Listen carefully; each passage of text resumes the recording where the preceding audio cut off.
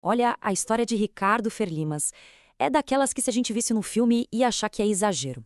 Aos 77 anos, a vida dele é um compilado de extremos. É a história real de uma mente brilhante tentando navegar por um mundo que, sinceramente, nunca pareceu entender essa mente. E é essa pergunta que fica martelando na cabeça, né? Como pode? Como é que na mesma pessoa cabe um gênio e, ao mesmo tempo, tanto sofrimento? A vida do Ricardo é basicamente um quebra-cabeça. Um quebra-cabeça que só foi fazer algum sentido muito, mas muito tempo depois. Pensa só nesse contraste. De um lado a gente vê o sucesso, o melhor aluno da sala, disparado, um piloto de corridas super talentoso, um escritor, um fotógrafo com um olhar único para coisas. Mas aí, quando a gente olha para o outro lado da vida dele, o que a gente encontra é isolamento social, ruína financeira, uma solidão que durou a vida toda. A grande questão é, como é que essas duas realidades cabem na mesma pessoa? Então vamos lá, vamos mergulhar nessa vida de contradições, começando bem do início. A Coica já começa na infância, de um jeito impressionante. A capacidade intelectual dele era algo fora da curva. Os boletins dele não tinham notas boas, tinham só nota 10. Em tudo, todos os meses. Não era só um aluno inteligente, era um aluno academicamente perfeito. Só que toda essa genialidade tinha um preço, né? Enquanto as notas iam lá para cima, a capacidade de se conectar com os colegas de classe parecia não existir. A infância foi, segundo ele mesmo, socialmente solitária. Ele quase não convivia com outras crianças. Bom, se o mundo social era tão complicado para ele, onde é que ele encontrava um pouco de paz? Onde ele conseguia respirar? O grande santuário dele era o mar. Mergulhar não era só um hobby, era uma necessidade. Era a forma que ele encontrou para sobreviver ao que ele chama de mundo caótico dos normotípicos, ou seja, o mundo das pessoas com desenvolvimento neurológico considerado típico. Debaixo d'água, o caos social sumia. Basicamente, ele tinha três grandes refúgios. Primeiro, o mar, com seu silêncio e sua paz. Depois, os livros, onde ele podia absorver conhecimento sem ter que lidar com a complexidade das interações humanas. E, por fim, o automobilismo. Ali, o foco era absoluto na pista, o que eliminava qualquer outra distração. E se a vida já era complexa o bastante, ela ainda reservava para ele uma série de golpes tão duros, tão seguidos, que parece coisa de roteiro, desafiando qualquer probabilidade.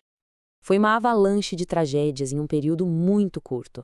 A perda da mãe, a morte do irmão e da namorada no acidente, o horror que ele viu de perto no incêndio do edifício Joelma e a morte súbita de uma mulher com quem ele tinha acabado de criar uma conexão.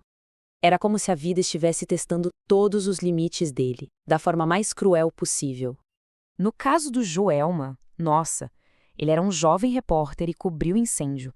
Ele descreve o cheiro como algo que o marcou para sempre.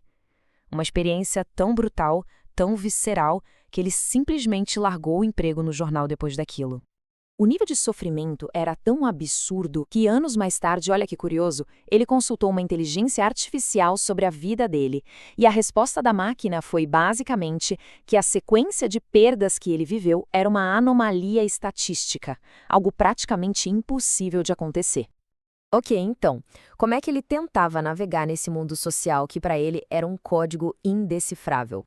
Essa frase aqui é talvez a pista mais importante para a gente entender a luta da vida inteira dele.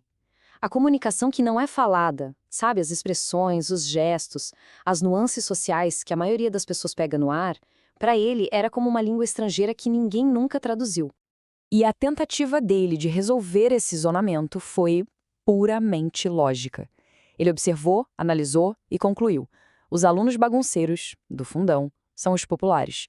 Então, ele criou um plano de ação, saiu da primeira fileira, foi para o fundo da sala e começou a imitar o comportamento deles. Uma solução de engenharia para um problema humano. E aí a gente chega na parte final dessa história. Aos 77 anos de idade, finalmente, a peça que faltava no quebra-cabeça apareceu. Uma descoberta que deu um novo sentido a tudo. O diagnóstico, transtorno do espectro autista, o TEA. De repente, uma vida inteira de perguntas, de confusão, de se sentir inadequado, ganhou um nome. Não era uma falha de caráter, era uma diferença neurológica. E com essa chave em mãos, tudo se encaixou. O isolamento social desde criança, a busca por refúgios silenciosos, o jeito lógico de tentar resolver problemas sociais, a dificuldade de ler as pessoas. Cada pecinha solta desse quebra-cabeça, de repente, encontrou seu lugar.